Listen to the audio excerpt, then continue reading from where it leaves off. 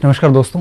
हम धर्म व समाज सुधार आंदोलन पढ़ रहे थे और उसमें हम सबसे पहले धर्म सुधार आंदोलन देख रहे थे। धर्म सुधार आंदोलन में हम आरंभिक प्रयासों में बात कर रहे थे और उसमें हमने एशियाटिक सोसाइटी पढ़ ली थी। अब हम बात करेंगे यंग इंडिया आंदोलन पे, यंग बंगाल आंदोलन पे। सॉरी, यंग बंगाल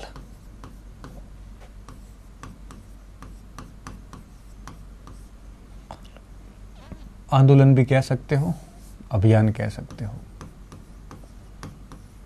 मोमेंट कह सकते हो, जो भी आपको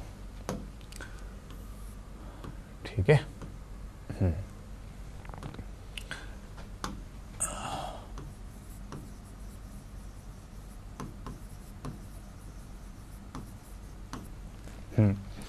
अब पहले हम कर लेते हैं थोड़ा सा इसका, इसको भी हम ऐसे बांट देते हैं कि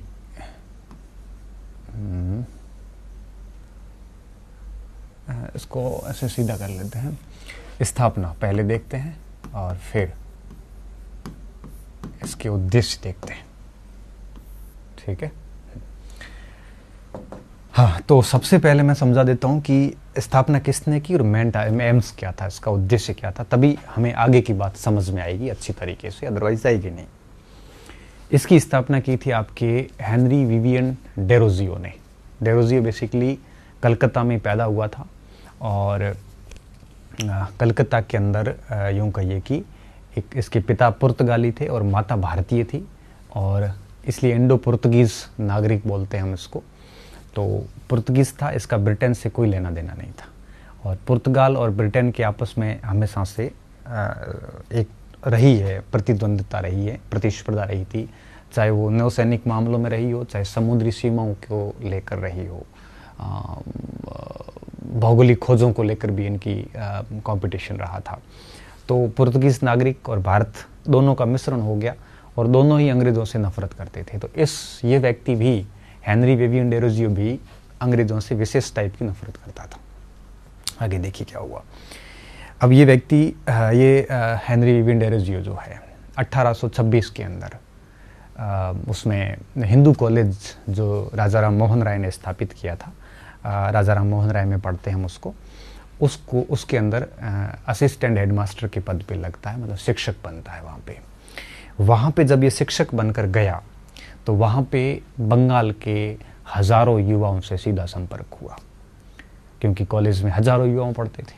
उन युवाओं से जब इसका संपर्क हुआ तो इन युवाओं से ये नियमित रूप से डिस्कस करता था, डिबेट करता था, और कई सारी सभाएं बनाई गई। और वहाँ पे ये बड़ा रेडिकल व्यक्ति था, बड़े उग्र विचारों का व्यक्ति था, जो स्वतंत्रता, समानता, बंधुता, जो फ्रांसिस क्रांति के मोटो थे उनका समर्थक था, अमेरिकन क्रांति का समर्थक था। टोरी ग्रुप जो थे, देशद्रोही लोग जो हैं, जो विदेशों के प्रति स्वामी भक्त होते हैं, उनका बड़ा विरोधी व्यक्ति था। प्रेस की स्वतंत्रता का हिमायती था। जितने भी जमींदार थे इनके विरोध में, रैयतों की सुरक्षा के पक्ष में हमेशा रहता था। भारतीयों को बड़े पदों पर नियुक्ति करने के पक्ष में था, मतलब आंग्लीकरण की जो नीति थी कॉर्नवालिस की, उसको त्यागने के पक्ष में था। तर्क चिंतन पर बात रखने के पक्ष में था, और भारतीयों को हमेशा कहता था कि आप कोई भी तर्क रखो ना तो प्रमाण के साथ रखो, तभी बात भारी होगी।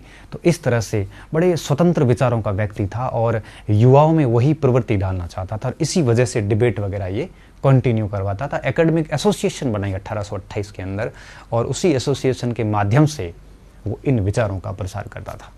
और इसके साथ जितने भी युवा जुड़े हुए थे ये सारे बंगाल के युवा थे, इसलिए इस मोमेंट को यंग बंगाल मोमेंट कहते हैं। और इन यंग बंगाल मोमेंट के जो सदस्य थे वो डेरेजियन कहलाते हैं, डेरेजियन है ना, जैसे वो डेरेजियन का मतलब डेरेजियो को जो फॉलो करने वाले लोग थे। तो ये बेसिकली व्यक्ति जो था ये ब्रिटिशर्स के खिलाफ करने वाला लोग था, व्यक्ति था जो भारतीयों के अंदर स्वतंत्र चिंतन पर बल दे रहा था।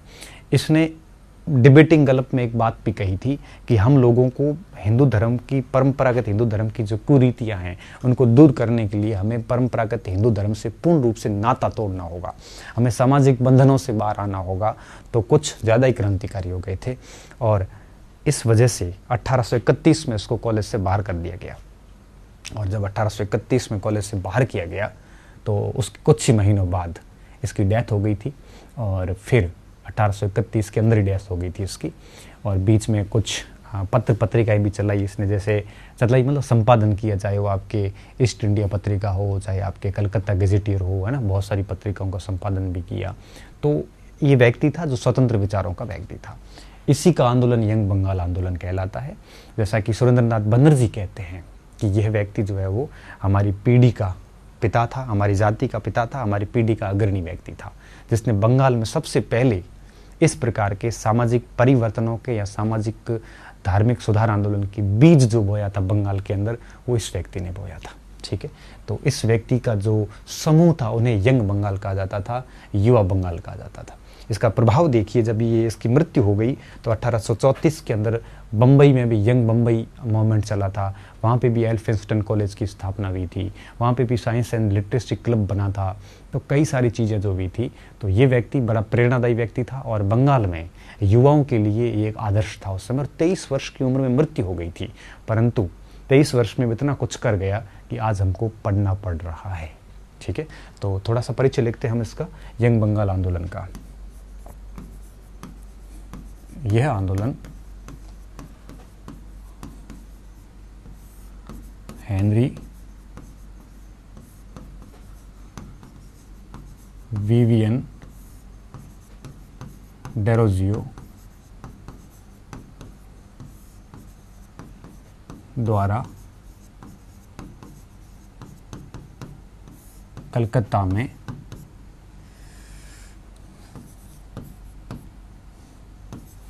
आरंभ किया गया।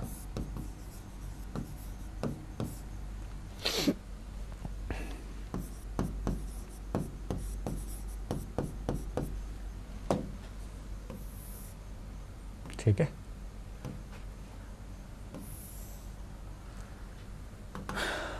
अब देखिए हेनरी विवियन डेरोजियो जो है ये यंग व्यक्ति था और बड़े क्रांतिकारी विचारों का व्यक्ति था। तो इसकी खास बात ये थी कि क्रांतिकारिता इसकी हमेशा बनी रही।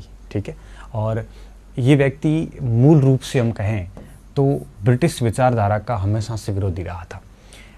अप्रैल 1809 में जन्म हुआ और दिसंबर 1831 में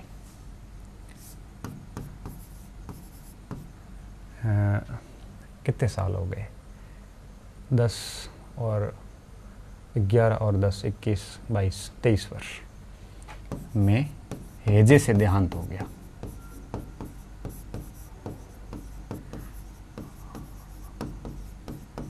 ठीक है, पहली बात, कलकत्ता में जन्म हुआ।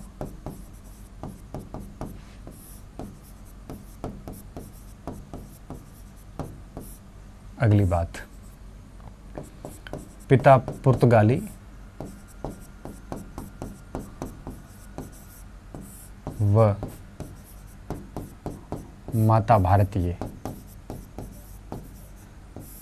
ठीक है, तो इसको यूं कह सकते हैं कि स्टार्टिंग से ही ब्रिटिश विरोधी विचारधारा घर से ही मिल गई थी। ठीक है, आगे देखिए, हो गया था वर्ष 1826 में कलकत्ता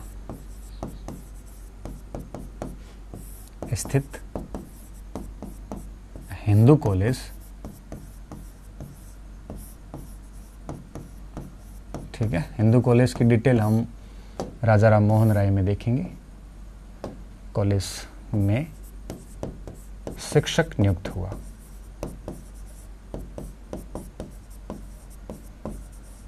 नियुक्त किया गया। ठीक है, दूसरी बात, यहां शिक्षक रहते हुए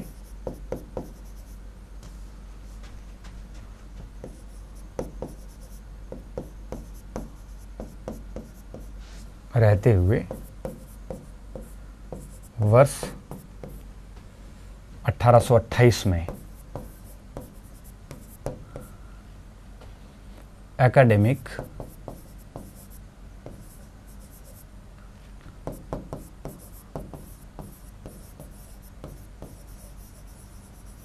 एसोसिएशन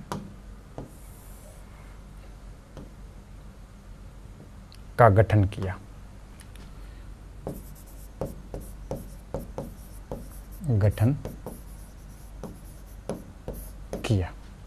ठीक है,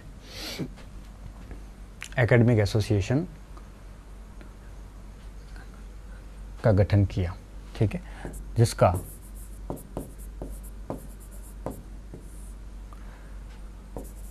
अध्यक्ष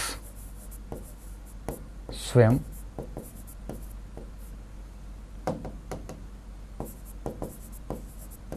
बना। ठीक है, और इस तरह से अपना देखो काम शुरू हो रहा है अब इसका। हम इसको अभी बस थोड़ी देर में पूरी बात इसकी समझने वाले हैं। ठीक है, अब इसने जब एकेडमिक एसोसिएशन की स्थापना करी तो उस समय आपके खुद ने अध्यक्षता करी है और उमा चरण नामक भारतीय महिला थी, उमा चरण को सचिव बनाया गया। उमा चरण को, अब महिला थी या पुरुष था पता नहीं, उमा चरण को सचिव बनाया गया।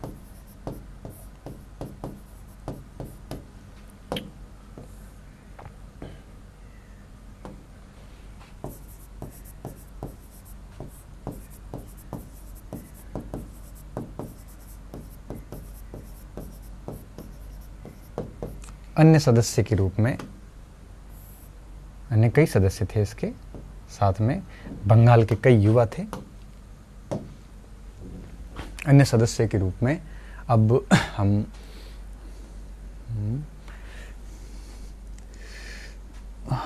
कृष्ण मोहन बनर्जी,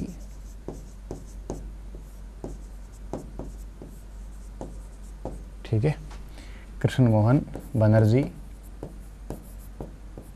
राम गोपाल घोष,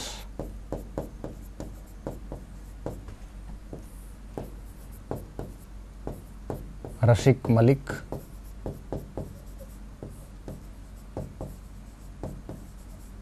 ठीक है, रशीक मलिक, कृष्ण मोहन बनर्जी, राम गोपाल घोष, राधाकांत शिकदार,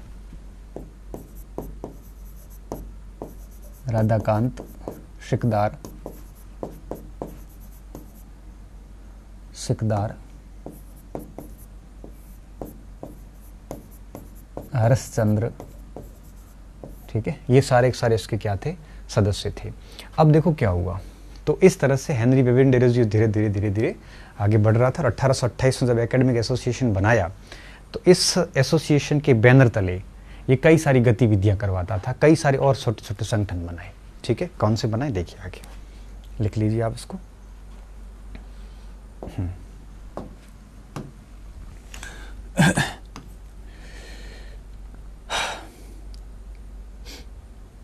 इस एसोसिएशन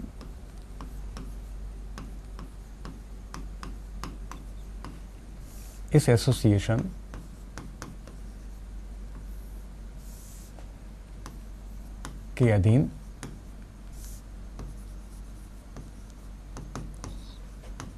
कई अन्य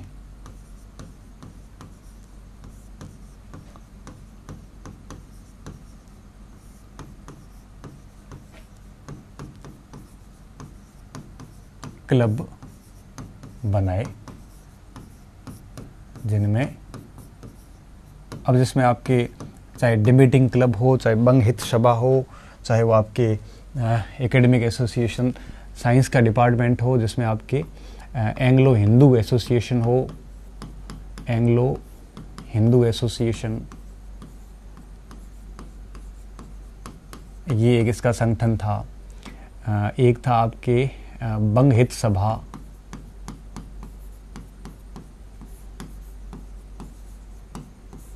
एक था आपके डिबेटिंग क्लब,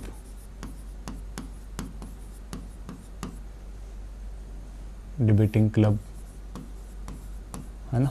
ये कुछ संगठनों के मैं नाम बता रहा हूं, ये संगठन इसने है वो बनाए।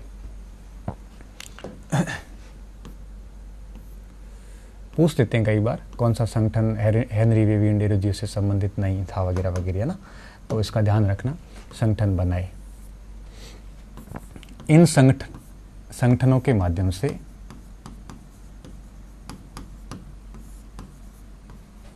बंगाली युवाओं के मध्य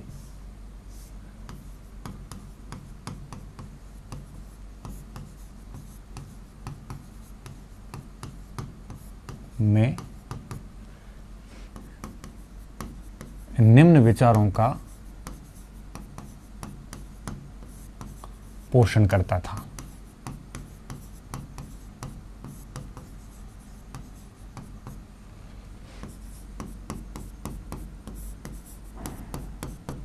जैसे अगर मैं कुछ नाम लिखूं यहां पे, तो अब फ्रांस की क्रांति के विचार जो थे, क्रांति के विचार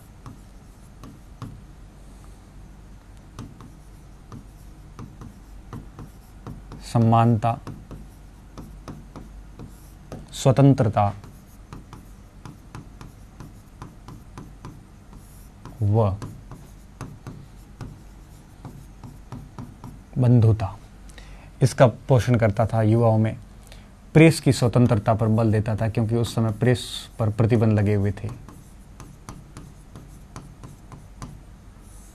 जमींदारों से रैयतों की सुरक्षा पर बल, रैयतवाड़ी व्यवस्था वाली बात है, सुरक्षा। आंग्लीकरण की नीति का परित्याग, आंग्लीकरण मतलब उच्च पदों पर भारतीयों को नहीं बिठाना। आंग्लीकरण नीति का विरोध, इसका मतलब क्या हुआ कि भारतीयों को उच्च पद पे बिठाने का पक्ष लेना। ठीक है, ये इसके अलावा आपके तर्क व प्रमाण के आधार पर बात करना,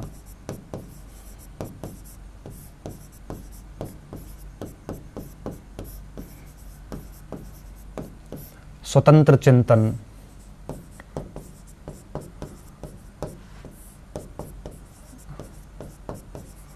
ठीक है। स्वतंत्र चिंतन का मतलब था कि युवाओं को ये कहा जाता था कि आप है वो इंडिपेंडेंस रूप से सोचिए, किसी के भी पूर्वाग्रह में आके हमें नहीं सोचना चाहिए। हमारी सोच जो है वो आपकी कैसी होनी चाहिए, स्वतंत्र सोच होनी चाहिए। ठीक है, विवेकपूर्ण ढंग से हमें सोचना आना चाहिए।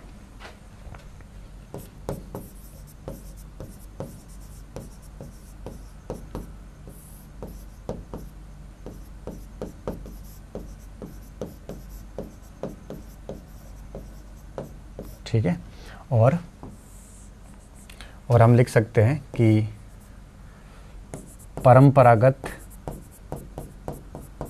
हिंदू धर्म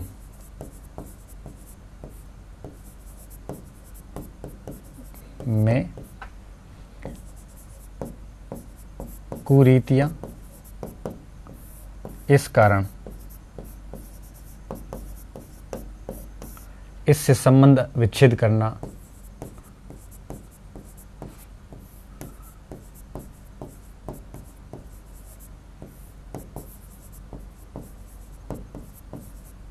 ये शिक्षाएं जो है ये हेनरी विवियन डेरोजियो जो है वो आपके बंगाली युवाओं में देता था। ठीक है, ये विचार थे इसके मुख्य रूप से, जो हमेशा से स्वतंत्र चिंतन पर बल देता था। सोच कहता था कि जितना ज़्यादा हमें स्वतंत्र चिंतन हम करवाएंगे उतना ही ज़्यादा है वो फायदा होगा। इन युवाओं को द एज ऑफ रीज़न किताब थी टॉमस पेन की, वो पढ़ाई जाती थी। ठीक है,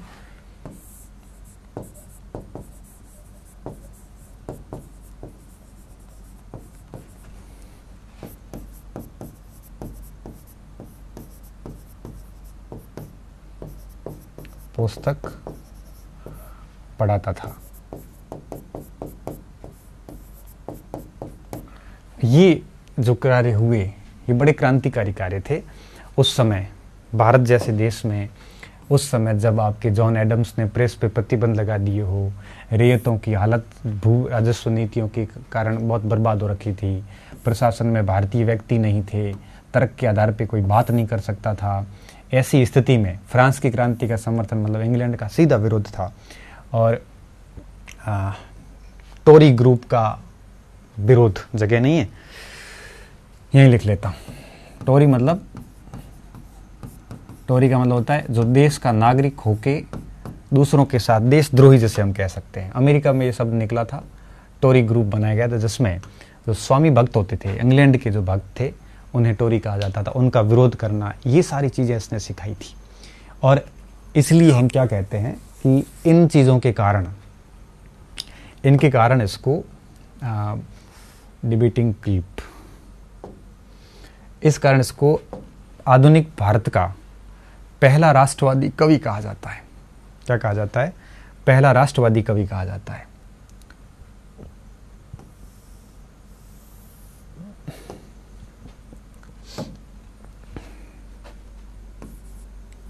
एक मिनट।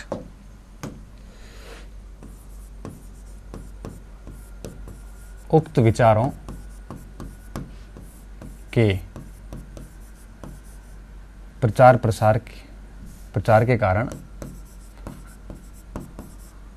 कारण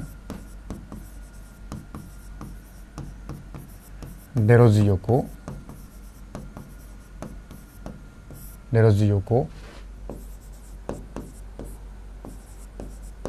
आधुनिक भारत का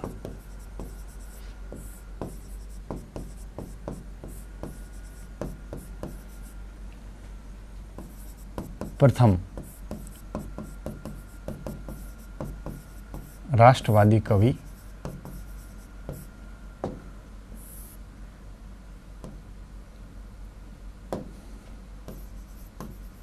कहा जाता है। ठीक है, आधुनिक भारत का पहला, हम क्या कहते हैं इसको? राष्ट्रवादी कवि कहते हैं। ठीक है, इसके अनुयायी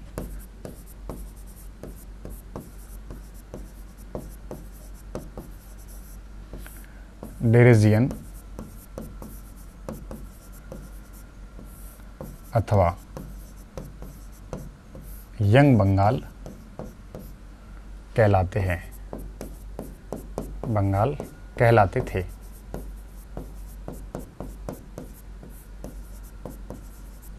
ठीक है, क्या कहलाते थे? डेरेजियन या यंग बंगाल कहलाते थे।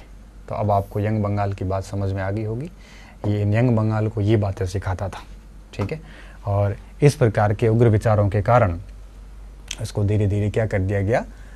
यूं कहिए कि बाहर कर दिया गया। ठीक है, 1831 के अंदर इसको हिंदू विश्वविद्यालय से, कॉलेज से बाहर कर दिया। उक्त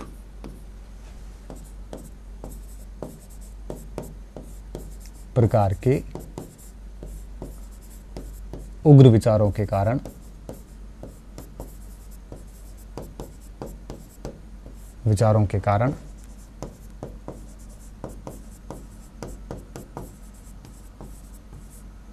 हिंदू कॉलेज से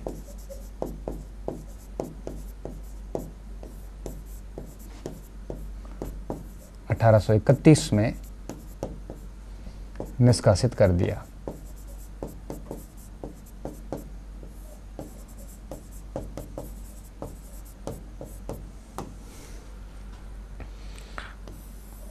ठीक है, कॉलेज से निष्कासित कर दिया गया, मास्टर के रूप में इसको निलंबित कर दिया गया।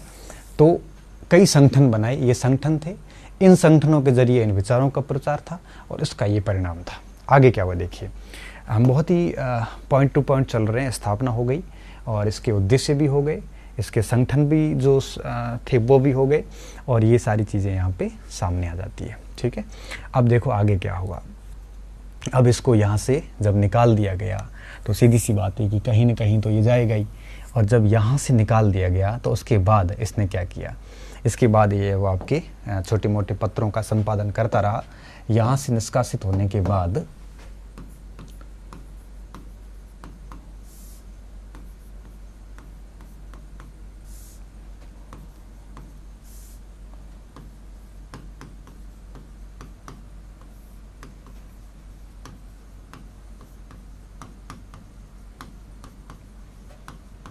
जाने के बाद कई पत्र पत्रिकाओं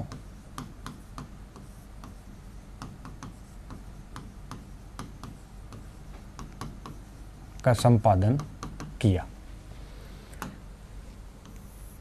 लेकिन अपनी बात जो है वो इसने जारी रखी और कई सारी पत्र पत्रिकाएं संपादित की। जैसे जो आपके यूरेशियन जो थे भारत के अंदर, यूरोपियन और एशियन जैसे लोग थे, इनका मुखपत्र था ईस्ट इंडिया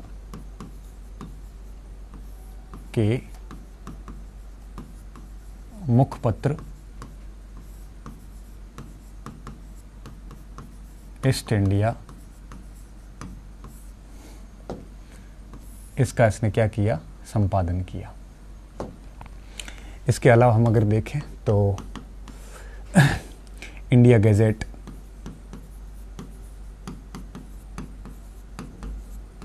एक कलकत्ता लिटरेरी गजट था,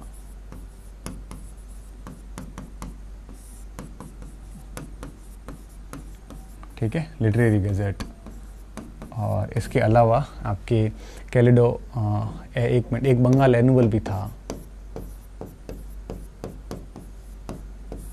बंगाल एनुअल, ठीक है, कैलिडोस्कोप था,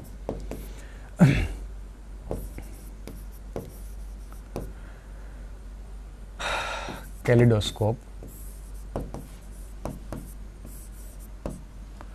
अब इन पत्रिकाओं का क्या किया था,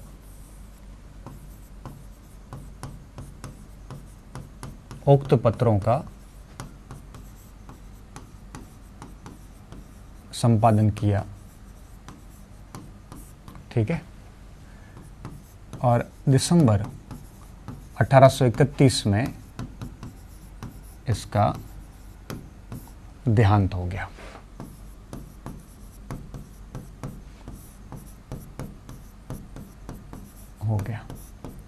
तत्पश्चात जो आपके एकेडमिक एसोसिएशन थी वो ऑलमोस्ट बिखर गई थी और उसके स्थान पे एक नई जीके एसोसिएशन बनी।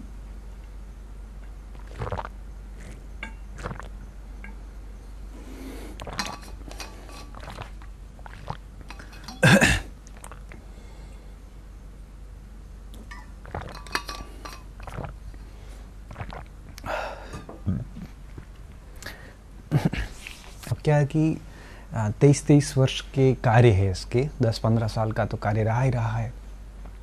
उन सारे कार्यों को हम कभी नहीं लिख पाएंगे, ठीक है। हमारा प्रयास ही रहता है कि छोटे छोटे एक एक बिंदु को हम कवर करें, बाकी सभी सारी चीज़ें हम कभी लिख नहीं पाते। कोई एक आधा फैक्ट अगर रह भी जाता है ना, तो आपको अगर कहीं मिल जाता है तो आप ऐड कर लिया करो, क्योंकि हमारी पूरी कोशिश होती है कि किताबों में जितना कुछ मिलता है हम और भी साइड में एक्स्ट्रा से और जोड़ते हैं। परीक्षा की पहुंच से तो हम एक कदम आगे निकल चुके हैं, ठीक है, लेकिन संपूर्णता कभी किसी जगह नहीं आती, क्योंकि एक व्यक्ति के जीवन में इतना कुछ होता है कि हम सभी पूरा कभी लिख नहीं पाते, ठीक है। तो थोड़ा सा ध्यान रखना इस बात का कि कोई नया फैक्ट मिलता डाल देना। बाकी मेरा ये मानना है कि इतने फैक्ट से अगर मेरा काम निकल गया तो आपका भी निकल जाएगा। बाकी तथ्यों का कोई कमी नहीं है। मेरा ये मानना है कि आपको बुक्स में जो कुछ मिलेगा ना, उससे 5 फैक्ट और समझ दोनों यहाँ ज़्यादा मिल जाएगी। फिर तो क्या है कि हम ढूंढने बैठेंगे तो 50 चीज़ें और निकल जाती है, लेकिन परीक्षक की सीमा जो है वो हम जानते हैं। तत्पश्चात एकेडमिक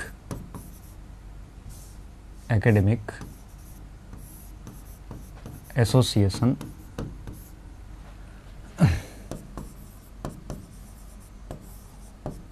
बिखर गया,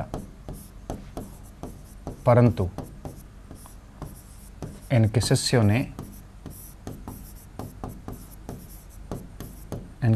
ने या यंग बंगाल के सदस्यों ने डेरोजियो के विचारों को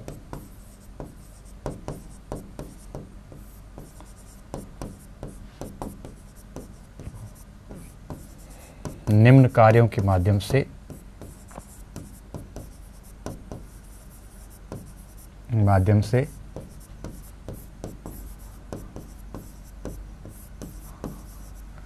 आगे बढ़ाने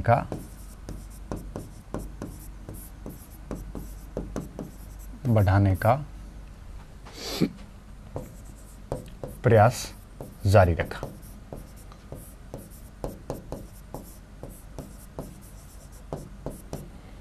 ठीक है। प्रयास जारी रखा, जो कि इस प्रकार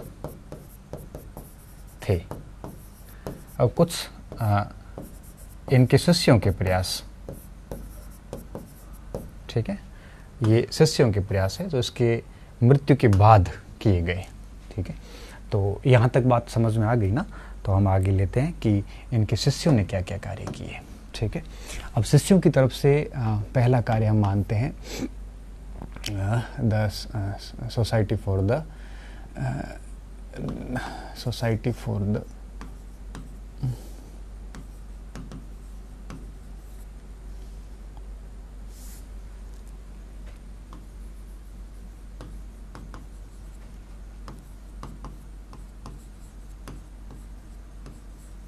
acquisition,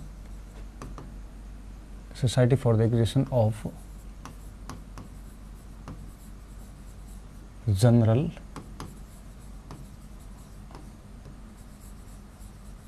Knowledge, हम इसको कह सकते हैं ज्ञानोपार्जन समिति।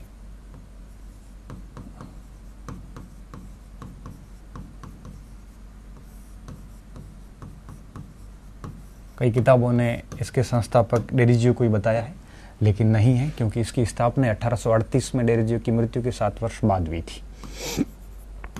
20 फरवरी 1838 में स्थापना। सभापति कौन था? तो इसका पहला सभापति जो बनाया गया वो बनाया गया ताराचंद चक्रवर्ती को। स्थापना यंग बंगाल सदस्यों द्वारा।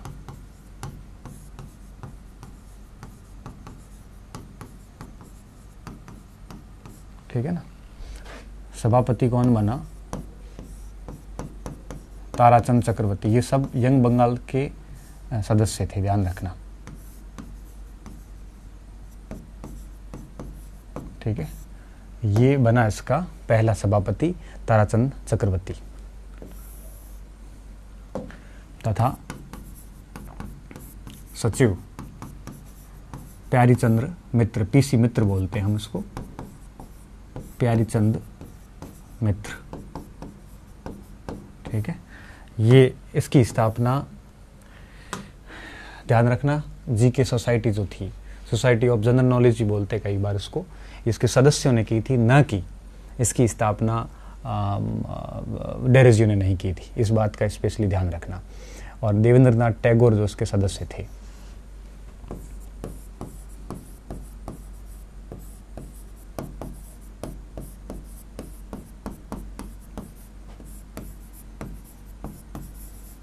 प्रमुख सदस्य में से एक थे। ठीक है, तो इस सोसाइटी के जरिए इन्होंने डेरेजियो के विचारों को आगे ले जाने का प्रयास किया। दूसरे आपके इनके जो मेन सदस्य थे कृष्ण मोहन बनर्जी। तो कृष्ण मोहन बनर्जी जो क्या किया था, कृष्ण मोहन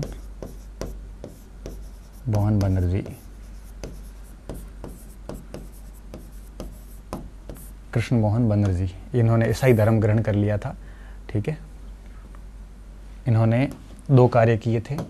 एक द प्रोसिक्यूट, नाटक लिखा, प्रोसिक्यूशन होता है ना वो, और दूसरा द एक्वायर, पत्रिका का संपादन किया।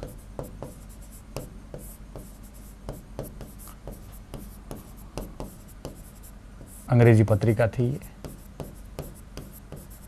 इसने भी अपने विचारों के जरिए, अपने कार्यों के जरिए डेरेजियो के विचारों को जिंदा रखने का प्रयास किया था, आगे बढ़ाने का प्रयास किया था।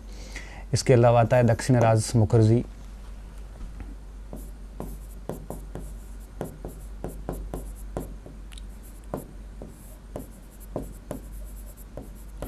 इसने आपके एक बंगाली पत्रिका थी उसका संपादन किया था। ठीक है, ज्ञान अन्वेषण का, बंगाली पत्रिका ज्ञान अन्वेषण का संपादन। ठीक है, ये कार्य इस व्यक्ति ने किया। तो इस तरह से इनके शिष्यों ने इसके विचारों को निरंतर आगे ले जाने का क्या किया था, प्रयास किया था, ताकि कभी भी एक प्रकार से यूँ कहिए कि ना आए, कमी ना आए, या गुरु के जो विचार थे वो कभी भी कमतर ना पड़े। ठीक है, तो ये बात लिख लो। फिर लास्ट एक अंतिम पैराग्राफ लिखते हैं कि इसके विचारों का प्रभाव क्या पड़ा। ठीक है, प्रभाव क्या पड़ा। इसके विचारों के प्रभाव को हम केवल एक कोट से समझेंगे, जो सुरेंद्रनाथ बनर्जी का कोट था। सुरेंद्रनाथ बनर्जी क्या लिखता है कि हमारे जाति के पिता थे और हमारे जो युग था आधुनिक सभ्यता के अग्रदूत थे। सुरेंद्रनाथ बनर्जी क्या लिखते हैं कि डेरोजियो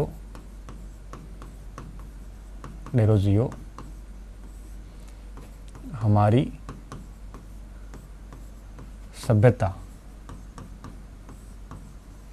के अग्रणी तथा बंगाली जाति के पिता थे। ठीक है, तो बंगाल आज भी बड़ा क्रांतिकारी है। हेनरी डेरोजियो के विचारों का प्रभाव आज भी दिखता है। ठीक है, इसका एक तो बंगाल के अंदर तो ये प्रभाव पड़ा, इसका प्रभाव केवल बंगाल में नहीं, बंबई में भी जोरों शोरों से प्रभाव पड़ा था।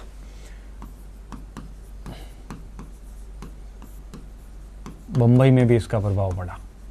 एल्फिंस्टन कॉलेज हो चाहे यंग बम्बई संस्थान हो, ये सारी स्थापना इस समय हुई थी इसके प्रभाव के बाद। ठीक है, पहला क्या हुआ, देखो एक एल्फिंस्टन कॉलेज खुला,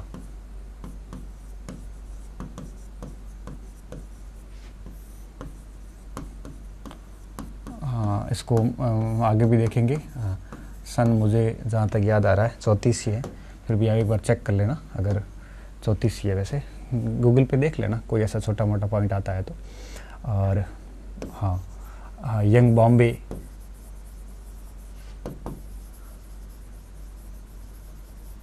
ठीक है की स्थापना,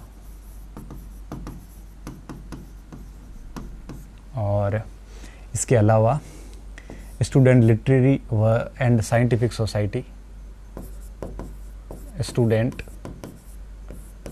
लिटरेरी व साइंटिफिक सोसाइटी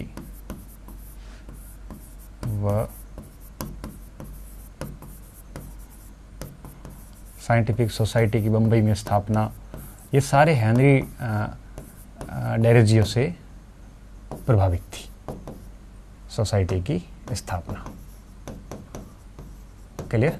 तो ये बम्बई में इसके प्रभाव पड़े, और बंगाल के प्रभाव तो मैंने एक पंक्ति में आपको बता दिए कि ये सारे प्रभाव है वो बंगाल में पड़े। ठीक है, तो ये था आपके यंग बंगाल आंदोलन, जिसके तहत बंगाल में यूँ कहिए कि युवाओं ने इसके साथ में हेनरी डेविड डेरोजियो के साथ में मिलकर एक प्रकार से क्रांति, या यूँ कहिए कि विचारों की क्रांति को आगे बढ़ाया था। ठीक है, तो ये बात यहीं हम ख़त्म करेंगे अभी, और नेक्स्ट जो क्लास होगी उसमें हम, ये तो दोनों तो हो गए, अब ये तीनों बिंदु जो है वो आएंगे, और फिर कुछ विविध संस्थाएं देख के हिंदू धर्म के सुधार पूरे हो जाएंगे। ठीक है, बहुत बहुत धन्यवाद विद्यार्थियों, अच्छे रहिए, मस्त रहिए और पढ़ते रहिए।